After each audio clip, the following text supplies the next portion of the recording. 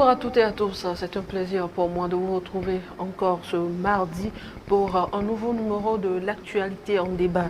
Nous sommes aujourd'hui le 25 juin 2024, encore quelques jours et nous passons au 7e mois de cette année 2024. Abel Zindodi, le patron du journal Gakogwe, le patron du site d'information Gakogwe.tg est avec nous. Si tout va bien, Cyril Sablassou, le responsable du Républicain Info, sera avec nous également. Mais on commence avec Abel Zindodi. Abel, bonjour. Bonjour Anita, bonjour à tous ceux qui nous regardent. Alors, et la rédaction de Gakogwe.tg, tout se passe bien? Oui, tout se passe bien à Gakogwe.tg. En cette période de pluie, vous n'êtes oui, pas submergé par les travaux, surtout que vous êtes plus focus dans les villages. Oui, on est beaucoup plus dans les villages, mais bon, vous savez, dans les villages où nous évoluons ces derniers temps, il n'y a pas tellement de soucis pour rallier ces lieux. Nous sommes beaucoup plus focalisés ces temps-ci dans les lacs. Et donc vous voyez que dans la préfecture des lacs, c'est par endroit que ces situations d'inondation sévissent énormément. Mais à Klakou, un peu vers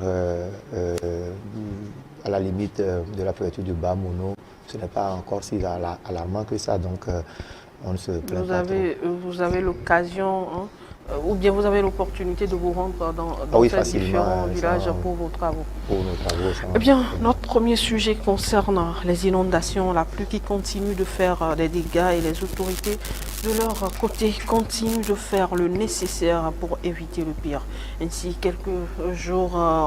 y a quelques jours, on assiste au curage des caniveaux et bassins.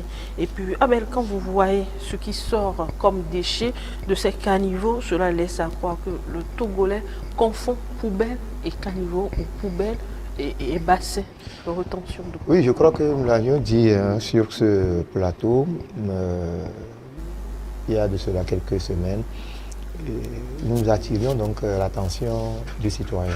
Nous demandons quand même à la population de bien se comporter face à cette situation. C'est vrai qu'on parle d'inondation pratiquement dans presque tous les quartiers, on dira, mais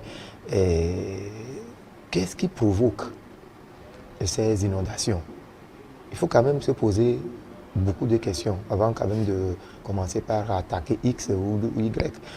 Mais voyez-vous, le curage des caniveaux qui a commencé et les déchets qui sortent donc de ces caniveaux-là, les squares, des plastiques, des bois, et même des planches, des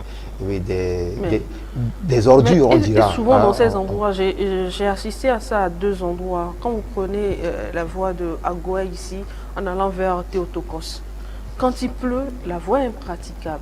Mais pendant que les gens sont en train de faire le curage, quand vous voyez ce qui sort de ces caniveaux là, c'est pas possible.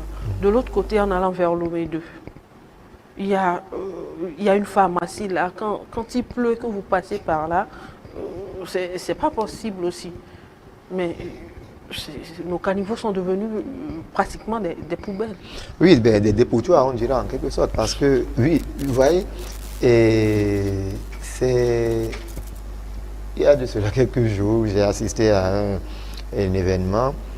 C'était à Dakpa, mais vous savez qu'à Dakpa également, c'est un quartier sous l'eau, pratiquement. Quartier à problème. Oui, quartier à problème, où l'honorable député Germain Kokou-Viona, vous savez qu'il a une fondation FADI, FADI, c'est Fondation Afrique Développement International, qui offrait donc du matériel de balayage et d'entretien à la population d'Adapamé.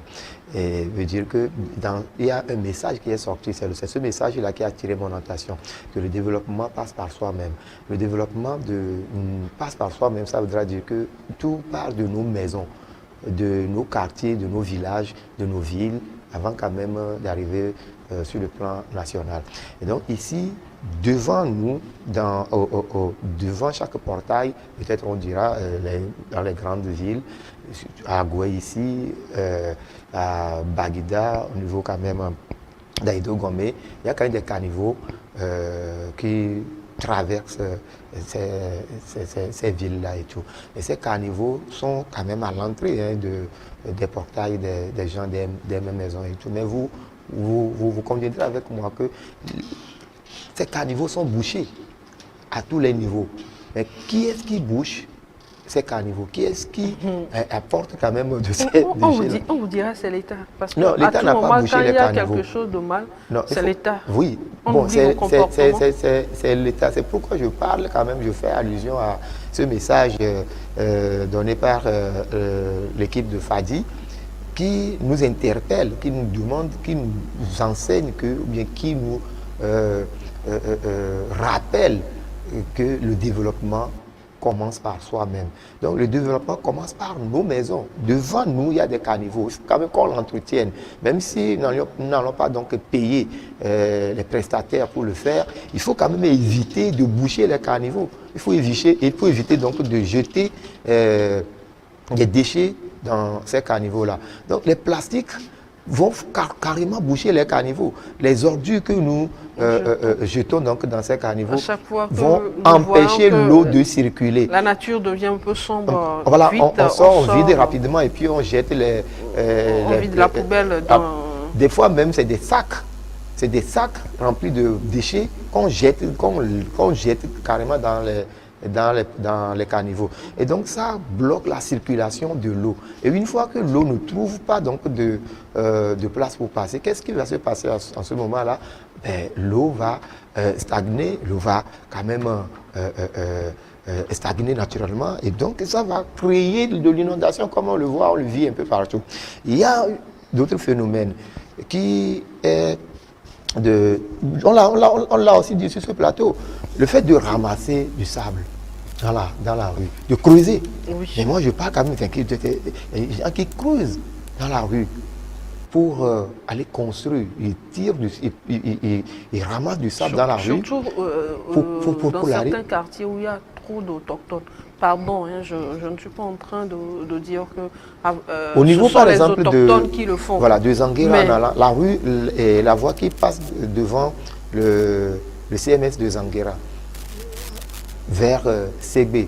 C'est vrai que c'est une voie impraticable, mais au niveau de l'école primaire publique de Clémé à Gorpan ou un truc comme ça, je ne sais pas si c'est là, c'est l'école qu'on appelle Agorpan, mais sur la ligne là, c'est devenu quand même l'habitude des habitants de ce milieu-là, de ce quartier. Je crois que la majeure partie, ceux qui ont construit, voilà, dans ce quartier, c'est avec du sable, c'est avec ce sable-là. Donc on ramasse de ce sable-là, et puis et c'est dans la rue même qu'ils fabriquent donc les papins, les briques et tout, et ils ramassent ça après pour aller construire. Et 2 jours après, quand il va pleuvoir, l'eau va stagner là-bas. Ils vous diront que l'eau va envoyer d'autres sables. Oui, l'eau envoie puisque c'est l'eau qui a envoyé le sable. Là qu'ils ont déjà ramassé. Maintenant, l'eau envoie le sable d'où? C'est parce qu'il n'y a plus de place et que l'eau traîne donc ces sables-là. Maintenant, le sable contient également l'eau. C'est que le sable absorbe donc l'eau. Maintenant, si vous ramassez le sable, qu'est-ce qui va encore absorber l'eau pour éviter ces genres d'inondations? Donc, je crois que nous contribuons en grande partie. Il y a aussi un autre aspect, c'est le fait que certains caniveaux, par endroits, ne sont pas bouchés. Donc, dès qu'on trouve une ouverture, bon, bienvenue le dépotoir. Non, mais c'est ça. Quelqu'un qui sort de sa maison avec sa marmite, il renverse dedans. L'autre sort avec un seau d'eau, on renverse dedans. On vous dit après, gouvernement, mieux. Bon, ça appelle toujours à l'esprit citoyen, à l'esprit citoyen. Ah oui, à l'esprit citoyen de la chose, parce que Je vais quand même revenir sur ce message, citer quand même en partie Fadi pour dire que le développement commence par soi-même. Si le gouvernement n'a pas couvert les caniveaux, bien les prestataires ne l'ont pas encore fait, cela ne nous donne pas l'autorisation de boucher. Parce qu'on ne va pas se dire qu'on jette seulement, qu'on verse de l'eau dans les caniveaux, qu'on jette les ordures, que la pluie va quand même les envoyer, les enlever après. Mais on le fait on s'attire l'inondation, on invite l'inondation. Et donc en l'invitant, il faut quand même qu'on soit prêt pour subir après.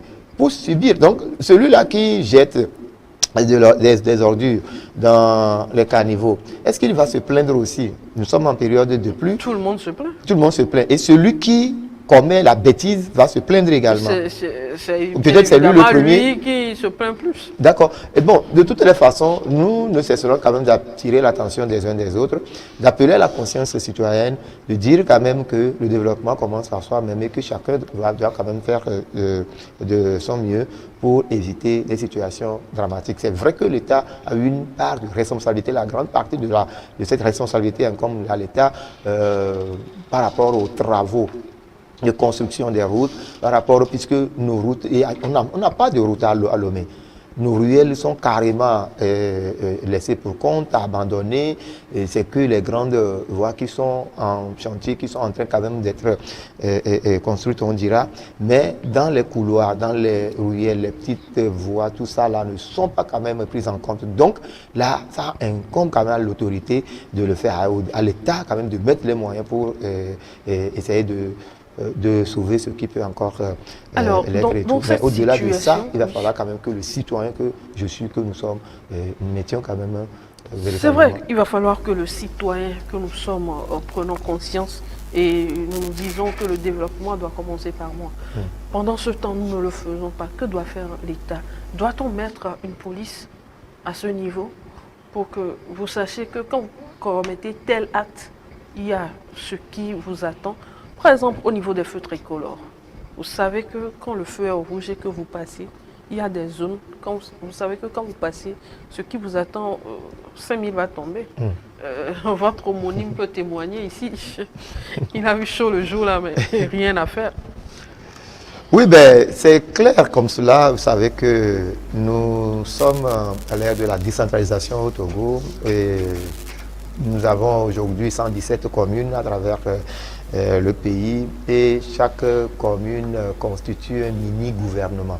Vous voyez un peu, parce que le maire est au-dessus avec son petit gouvernement qui gère la commune. Donc, je crois savoir quand même que dans chaque commune, on peut quand même avoir ce qu'on appelle la police municipale. Est-ce qu'on ne l'a pas? Je ne sais pas encore, je n'ai pas encore connaissance de cela dans aucune commune, mais c'est ce qui doit être fait. Bon, c'est vrai quand même qu'il y a des cellules de sécurité dans chaque commune où on essaie quand même de gérer ces genres de situations. Ceux qui gèrent la sécurité au niveau quand même des marchés surtout. Parce que les communes, en majorité, se focalisent, les mairies se focalisent beaucoup plus sur la gestion des taxes municipales. Oui, on gère quand même les taxes municipales, on va collecter, c'est ce qui rapporte, oui. Et donc on fait quand même des collectes dans les marchés, dans les boutiques, dans les rues, etc. Et derrière ça, il y a quand même une police derrière, vous voyez un peu. Mais cette police-là ne doit pas s'arrêter, rien quand même que collecte des fonds, vous voyez. Il faut quand même aussi sensibiliser, aller sur le terrain. Et si ces actes se répètent, vous voyez un peu, ces actes d'incivisme sont répétitifs, il va falloir quand même qu'on sévisse à un moment donné. Donc la police municipale peut quand même essayer d'interpeller ces genres de gens là où il y a quand même des amendes. Parce que vous savez également que dans nos communes, il y aurait des amendes. Par coller des amendes, vous allez voir, dans nos ruelles, il y aura un peu de propreté. Naturellement. Et vous savez également que il y a aussi les bêtes, les animaux qui traînent dans les rues sont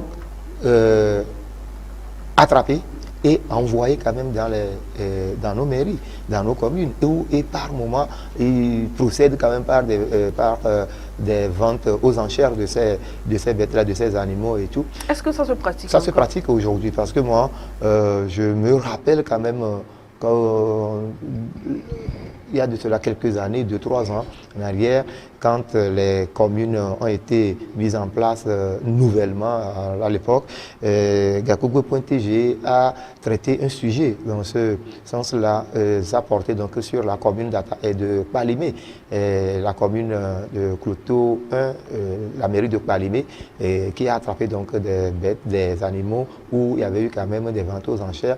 Ça doit être intéressant, Abdou. Oui, voilà. Donc, imagine, on parle de ventes aux enchères des animaux, de moutons, de chèvres. C'est moins cher, hein, on allait faire la fête ici au moins pendant donc, une semaine. Je crois quand même qu'au niveau des autres communes également, cette police municipale est en train de faire ce travail-là dans ce sens. Mais que ça ne s'arrête pas qu'aux taxes. Hein. Qu'on collecte des tasses dans les marchés. Il faudrait qu'on avance un peu plus. Oui, au niveau quand même des citoyens, s'il y a de ces bêtises. Surtout au niveau du civisme. Au niveau du civisme, voilà, un citoyen qui jette quand même des ordures, qu'on attrape en flagrant délit, qu'on voit quand même en train de jeter des ordures dans une poubelle, dans un caniveau par exemple, ben on l'attrape et puis on lui colle une amende et il paye.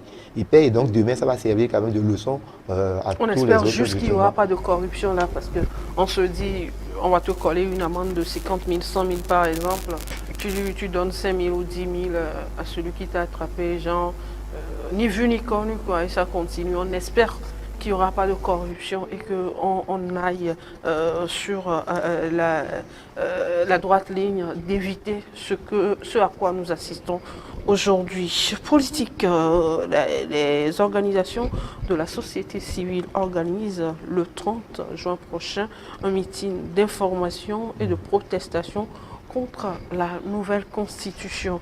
Alors, c'est quoi cette manière d'accueillir l'information, Abel? Dites-moi, ces manifestations sont-elles porteuses de fruits? Parce que déjà, les choses commencent par se mettre en place dans la 5e République. Moi, je pense que ça n'engage quand même qu'aux organisateurs. Ils savent quand même ce qu'ils font. Ils ont la maîtrise de leur projet. C'est un projet qu'ils portent également. Donc, le fait de protester contre quelque chose, c'est un projet, puisqu'ils ont quand même... Parce que là, ils évoquent le fait que la Constitution soit votée par les députés dont le mandat est expiré.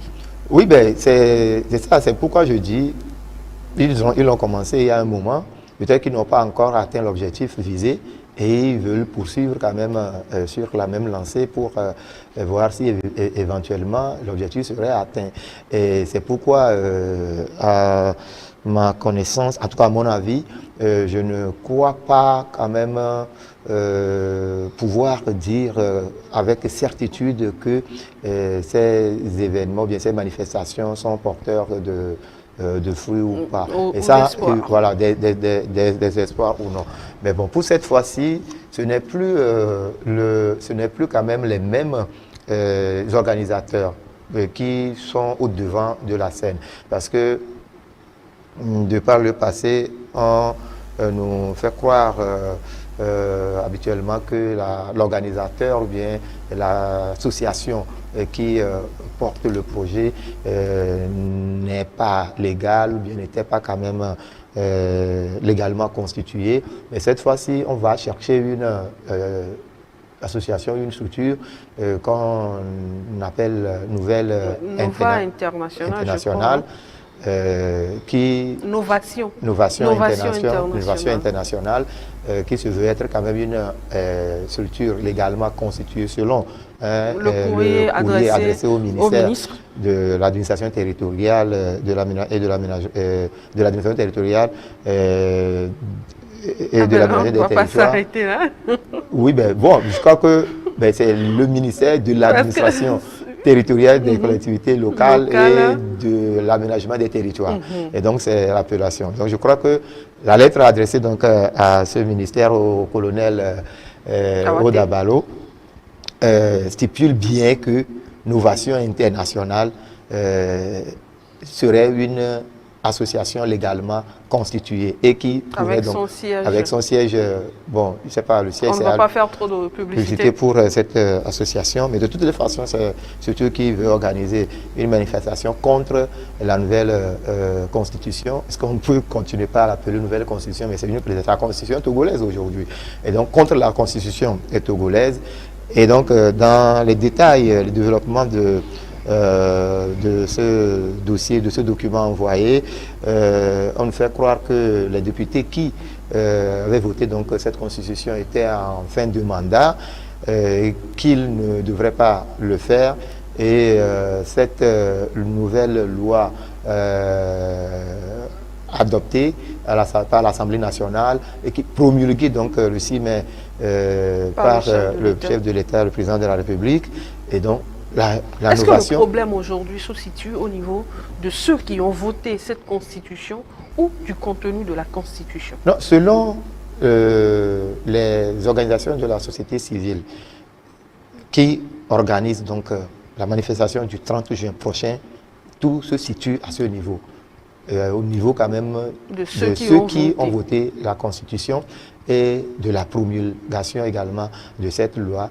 Et voilà. Mais derrière ça, c'est que c'est ce qu'ils ont dit. Et c'est peut-être sur la base de ces informations-là qu'ils vont encore, pour la 3e fois, se retrouver à Kassimé, je crois, pour informer en tout cas la population, sensibiliser la population sur ce qu'ils maîtrisent mieux de cette situation, de cette constitution, de la procédure également. Et donc moi, je voudrais relever que malgré cela, malgré le fait que la société civile, une partie de la société civile, parce que ce n'est pas l'ensemble de la société civile togolaise qui se retrouve dans l'organisation de ce genre de manifestations contre la constitution togolaise.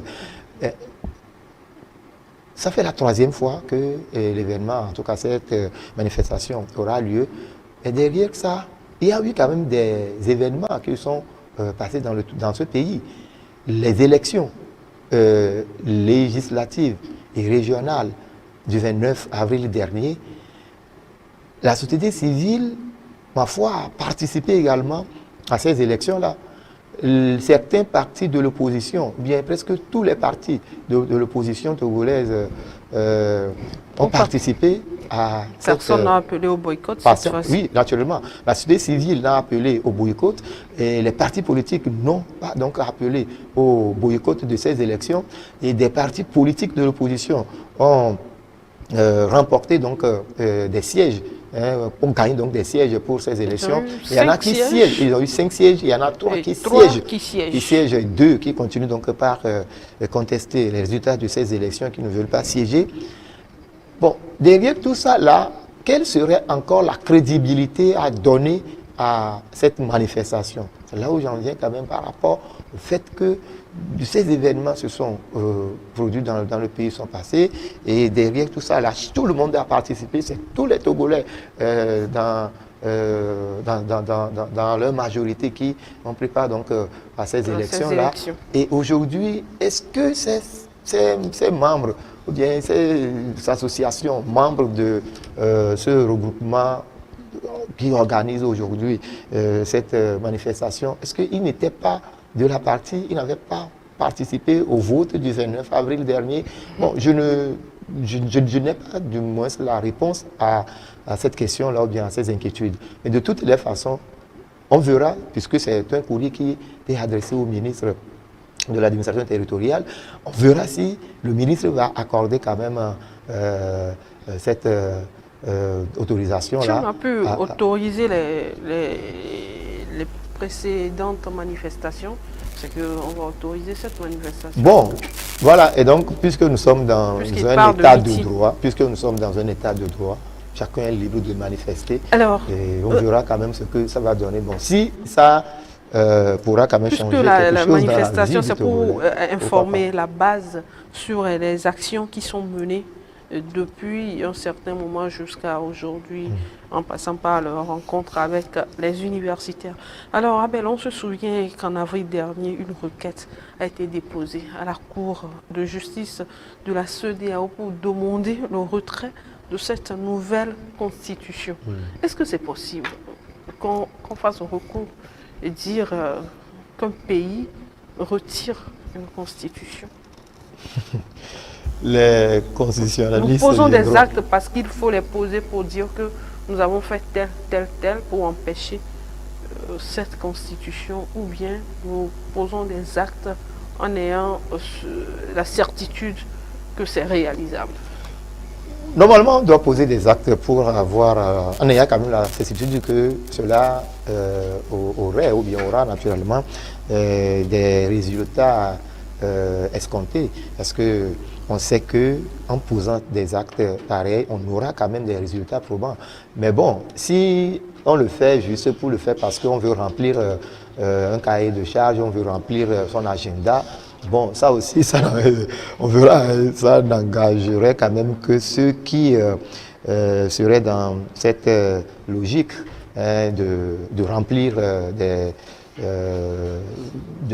donc justement leur agenda. Mais aujourd'hui, par rapport à la Constitution, c'est la loi fondamentale du pays. Le Togo est un pays souverain, pays indépendant. Et je ne crois pas que une juridiction, une institution, telle internationale ou je ne sais quoi, pourrait aujourd'hui demander au Togo de retirer sa constitution. Maintenant, retirer sa constitution, est-ce qu'on peut imposer une constitution à un État? Je ne crois pas. Et donc, du coup, c'est... Bon, ma foi, c'est un non-événement. C'est un non-événement. Oui, c'est justement pour amuser la galerie, pour dire, en tout cas, et au bout de compte, en fin de saison, faire quand même un rapport pour dire, ok, on a fait ci, on a fait ça et ça. Peut-être avec des membres qui ne maîtrisent pas trop le contrôle de la chose. Parce qu'on ne va pas poser des actes parce qu'il faut juste remplir un cahier de charge. Il faut poser des actes parce que la population a besoin de tel, la population a besoin de tel. Mais c'est sur la base de cette constitution que l'Assemblée nationale a voté, a élu son nouveau président, son bureau. Vous voyez un peu. Donc, mais la Constitution a déjà la 5e République. Bientôt les sénateurs seront installés. Les sénateurs seront installés. Ça veut dire que la 5e République est en marche. La 5e République est en marche avec la nouvelle Constitution, ou la Constitution actuelle que nous avons. Donc, je crois que, bon, le reste, c'est juste moi pour amuser la galerie. Peut-être, ils ont, comme on le dit souvent, en tout cas, ils ont quand même des pieds sur des vrais cailloux. Et on attend, je ne sais pas, de voir. Alors, je rappelle que vous êtes dans l'actualité. En débat du mardi, notre second invité n'a pas pu faire le déplacement, mais nous continuons les discussions avec notre seul invité, Abel Zendoudi, le patron du journal Gakoko et le site d'information, bien sûr. Justement, nous irons à la une de ce site. Il y a plusieurs informations publié sur gakokwe.tg, c'est le www.gakokwe.tg. Vous allez sur ce site, vous avez toutes les informations nécessaires. Nous avons pris un titre comme ça. Abel, si tu le permets, voilà. Aide humanitaire, le roi Mohamed VI déploie une opération médicale pour la Palestine. Abel. Ah, nous avons deux Abel. Oui, bon. Bon, je parle du grand maintenant, je ne parle plus du petit. Oui, les Abel ont été toujours de grandes personnes. Vous savez que dans la Bible, l'histoire, vous connaissez un peu l'histoire d'Abel, et Caïn dans la Bible. Bon, c'est dire que aide humanitaire. C'est le Benjamin de la maison. Le Benjamin des Abel. Ok, le roi Mohamed VI, c'est le. En tout cas, c'est le. On dirait c'est le président du Maroc. Bien, c'est le roi du Maroc, puisque là-bas c'est un royaume. Et il a apporté, en tout cas il a ordonné le déploiement d'une aide humanitaire en Palestine pour soutenir. Vous savez que depuis octobre 2023, un conflit a déclenché. C'est ce conflit-là qui oppose l'Israël et la Palestine, avec les dégâts que nous connaissons, à travers partout dans le monde entier, des voix s'élèvent, et des apports, des soutiens viennent de partout pour soutenir donc, et du côté de l'Israël, et du côté également de la Palestine. Et donc le roi Mohamed VI du Maroc également, vous savez qu'il est le président du comité de cause. C'est leur regroupement également au niveau des pays des Arabes et tout. Et donc c'est lui qui est le patron de cette organisation. Ce fait, il a l'obligation naturellement d'intervenir dans cette situation, dans ce conflit-là, pour demander quand même à ce que les uns et les autres se comprennent, reviennent quand même à de meilleurs sentiments afin que la paix revienne dans la région. Et donc le 24 juin dernier, le ministère des Affaires étrangères... c'est hier ça? C'est hier naturellement. Le ministère des Affaires étrangères du Maroc a communiqué sur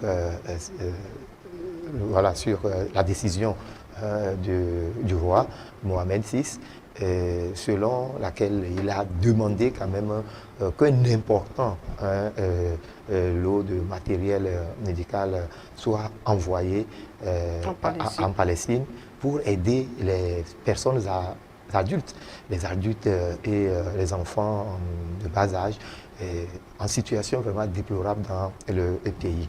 Et donc, avant quand même cette aide humanitaire, en début donc de cette guerre entre ces deux peuples-là, le roi avait déjà déployé des aides humanitaires beaucoup plus, je crois que c'était en octobre, puisque la guerre a déclenché le 7 octobre, et déjà le 23 octobre, il a déployé le tout premier, la toute première mission humanitaire en Palestine pour aider. C'était beaucoup plus des produits alimentaires et également des produits médicaux pour soutenir donc ce pays-là qui souffre beaucoup plus dans cette guerre, vous voyez un peu.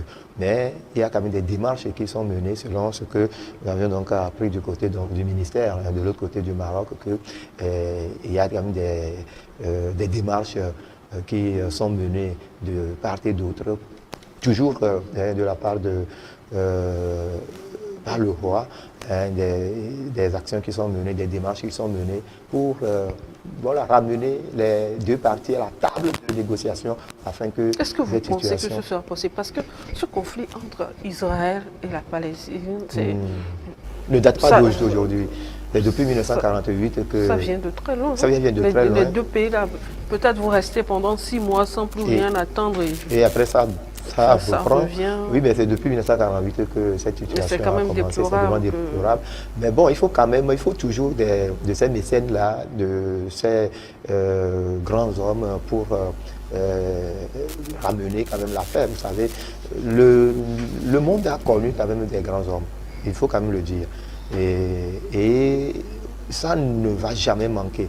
Et nous savons que, vous savez, si nous revenons un peu au Togo et en Afrique de l'Ouest ici, vous savez, le leader aujourd'hui en Afrique, dans la région ouest africaine aujourd'hui, c'est le chef de l'État, Faure Gnassingbé, vous voyez un peu, à travers sa mission. Naturellement, mais ça, je ne vous l'apprends pas. C'est le plus jeune, mais je vous dis que c'est le grand leader aujourd'hui en matière de négociation, en matière de paix, de démarche, pour, en tout cas, le plus grand conciliateur aujourd'hui. Voilà, c'est lui. Et vous voulez qu'on vous rappelle encore de ces choses? Je ne vous l'apprends pas. Vous voyez un peu le conflit, hein, entre le Mali et la Côte d'Ivoire. N'était pas un conflit ouvert en tant que tel, mais par rapport aux soldats arrêtés. Les 49, les 49 soldats ivoiriens donc, qui ont été gardés au Mali. C'est qui a fait donc, qui a mené des démarches pour leur libération? C'est le chef de l'État, Faure Gnassingbé. Et voilà, pour ne citer que quand même cette démarche-là pour le moment. Mais déjà, il y a de ces grandes personnes qui font parler d'eux à travers le monde, hein, qui font parler d'elles naturellement à travers le monde. Et on ne va pas on ne va pas cesser de mener des démarches, on ne va pas cesser donc d'appeler des gens à la négociation quand il y a quand même un conflit, quand il y a une guerre. Et on ne va pas se dire cette guerre a trop duré il ne sert à rien d'amener les gens quand même à la table de négociation. discussion. Il faut quand même des gens, il y a toujours de ces gens de personnes pour le faire. Et donc aujourd'hui, par rapport à cette guerre, le roi Mohamed VI est quand même au devant de la scène. Il essaie quand même d'apporter ce qu'il pouvait quand même faire également de son côté pour ramener la paix dans cette région-là. Et au-delà de ça, il apporte aussi ce qu'il pouvait comme soutien donc, à ces peuples pour que, en tout cas, pour éviter le pire. C'est vrai qu'on est déjà quand même...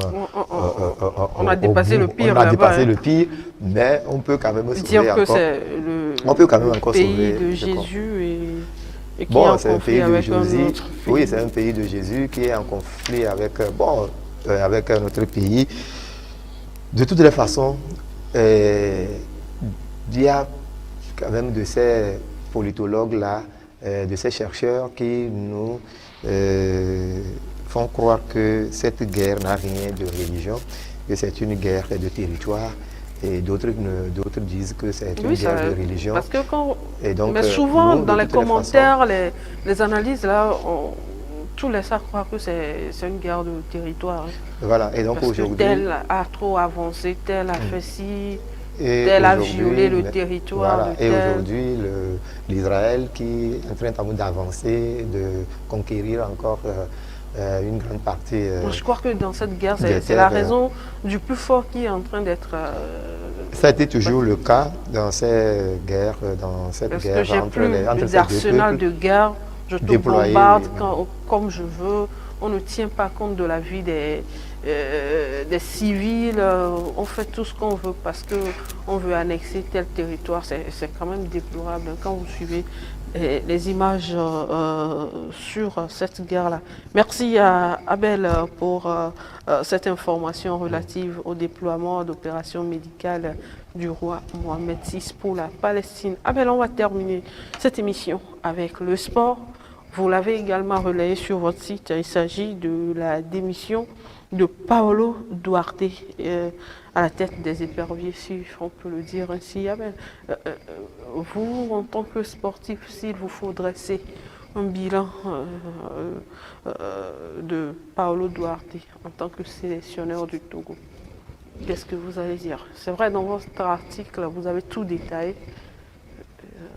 Oui, Paolo Duarte est arrivé donc à la tête des éperviers du Togo en mai 2021 et il a pris fonction en août 2021. En mai 2021, le ministre des Sports et des Loisirs a rassemblé donc la presse dans son cabinet pour donner l'information sur la nomination de Paolo Duarte comme sélectionneur du Togo. Mais Paolo Duarte, à l'époque, était encore en Angola. Il était encore sous contrat en Angola quand on l'avait nommé ici comme sélectionneur du Togo. Donc, il avait pris un peu de temps pour vider pour finir son contrat là-bas et avant de venir il a ici. évacué Il a évacué donc les affaires courantes courantes avant d'atterrir à Lomé.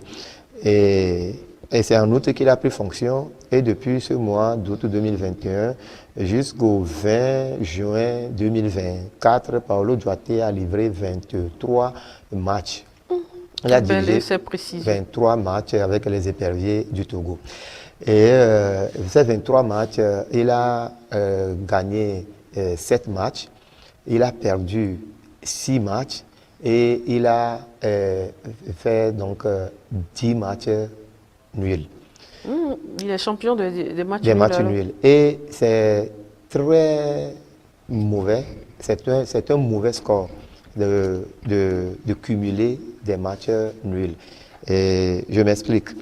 Vous savez, sur les 10 matchs nuls que Paolo Duarte a fait, normalement les 10 matchs nuls, sur 10 matchs, nous devons avoir 30 points. Parce que les matchs sont comptés par 3 points. Donc sur les 10 matchs, nous devons avoir normalement 30 points. Mais Paolo Duarte en a 10 points. Vous avez eu 10 points. On a eu 10 points. Parce que sur 30, on a eu 10 points. Loin de la moyenne. Hein? Voilà, on est très loin de la moyenne. Donc on veut dire que c'est négatif. C'est un résultat négatif à ce niveau. Maintenant, les 6 défaites et les 7 matchs gagnés, tout ça là ne nous ont pas amené à la Coupe d'Afrique des Nations 2023 en Côte d'Ivoire. Qui était juste à côté, on pouvait aller voilà. Même en taxi, on pouvait s'y rendre. Et donc, les gens ne font pas la part des choses. On se contente des matchs nuls. Non. Les matchs nuls sont très graves. Se contenter des matchs nuls, c'est-à-dire on se contente que ça va, le Togo a bien joué, c'est encore mieux, on n'a pas perdu. On n'a pas perdu, mais on perd plus. On a perdu 30 points. 30 points. On a perdu 20 points sur 30. On a perdu 20 points sur 30 possibles. Maintenant, l'autre danger de la chose, l'autre couac que nous ne voyons pas en face, que le grand public ne voit pas, c'est les dépenses que cela occasionne à l'État. À chaque match. À chaque match. Les dépenses d'organisation, ça, c'est normal. Vous pouvez organiser des matchs avec des montants, des dépenses, faire des dépenses colossales pour organiser des matchs et perdre. C'est encore mieux. Organiser des matchs et perdre un match et gagner l'autre match, c'est mieux que cumuler 2 matchs nuls. Cumuler 2 matchs nuls, ça vous donne 2 points. Mais perdre un match et gagner l'autre match, vous avez 3 points au moins. Vous voyez? Perdre. Je préfère gagner et perdre. Gagner et perdre, on serait peut-être à la CAN. Ou bien perdre, gagner. Gagner, c'est encore mieux. Vous avez plus de points. Perdre et gagner. Et voilà. Voilà, quand vous cumulez 2 matchs nuls, vous perdez d'abord en points, vous n'évoluez pas, mais l'État dépense plus. Pour ce qui concerne les éperviers du Togo, les équipes nationales. Parce que quoi? Les matchs nuls sont rémunérateurs. On paye quand même les joueurs sur des matchs nuls. Mais non, vous n'êtes pas... Attendez. Vous cumulez des matchs, vous venez jouer, vous faites un match nul. Vous avez fait un match nul, vous aurez des primes. Vous avez des primes. Pourquoi? Ils ont au moins 1 million de francs CFA. Pourquoi? Au moins 1 million de francs CFA pour un match nul. Donc, sur les 10 matchs nuls cumulés par Paolo Duarte, lui, en tant que sélectionné, il a le double de ce que les joueurs perçoivent à part son salaire. Vous voyez un peu. Et donc, là, à ce niveau, par exemple, le sélectionneur Paolo Duarte a sucé le sang togolais sans rien apporter jusqu'à son départ. Ça, il faut quand même le dire ouvertement. Et attirer l'attention de l'autorité. Parce qu'à ce niveau, parce que c'est un point qui échappe également à l'autorité. Vous voyez un peu. Et donc, on a cumulé des matchs nuls et le trésor public a vidé sa caisse pour payer ces éperviers qui n'ont pas gagné des matchs, qui ne nous ont pas amenés à la CAN. C'est pourquoi aujourd'hui, le ministère des Sports doit revoir également sa politique financière vis-à-vis donc des équipes nationales. Il faut beaucoup plus il faut beaucoup plus, un contrat d'objectif. Un contrat d'objectif, c'est-à-dire que vous êtes qualifié, vous jouez, vous gagnez, vous avez votre prime. Vous perdez des matchs, vous retournez chez vous. Parce que on fait des matchs nuls et l'État dépense de l'argent. Tous les jours, des millions que l'État sort de la case de... On a payé l'écolage, on s'occupe de lui, son déplacement et autres. À la fin de l'année, l'enfant n'a pas eu son examen et puis on lui donne un cadeau. C'est ce qui se passe avec les éperviers. Et donc, à ce niveau, si vous me demandez le bilan de Paolo Duarte, c'est à lui de faire son bilan. Mais moi, je relève quand même ces institutions et ce que l'État a perdu.